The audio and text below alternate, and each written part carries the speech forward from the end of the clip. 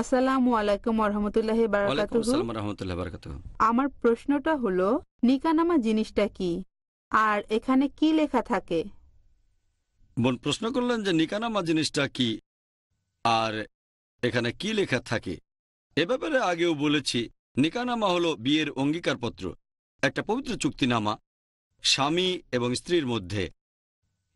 আর যখন ছেলে আর মেয়ে বিয়ে করে সেখানে তারা যে কোনো শর্ত দিতে পারে যদি সেই শর্ত ইসলামিক শরিয়া অনুযায়ী হয়।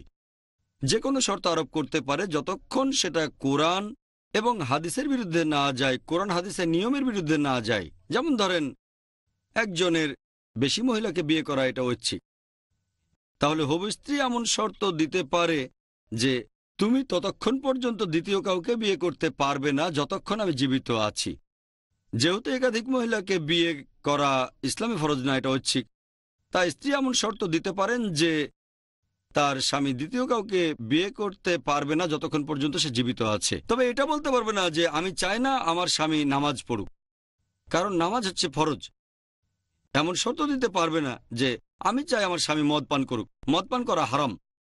একইভাবে স্বামী তার স্ত্রীর উপর শর্ত দিতে পারে যে স্বামী বলতে পারে আমি চাই তুমি আমার অসুস্থ মায়ের সেবা যত্ন করবে, এটা ঐচ্ছিক।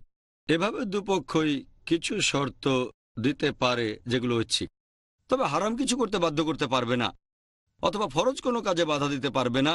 তাহলে নিকানামায় হবু স্বামী আর স্ত্রীর শর্তের কথাগুলো থাকবে যতক্ষণ সেটা ইসলামিক শরিয়ার বিরুদ্ধে না যায়। আশা করি উত্তরটা পেয়েছেন।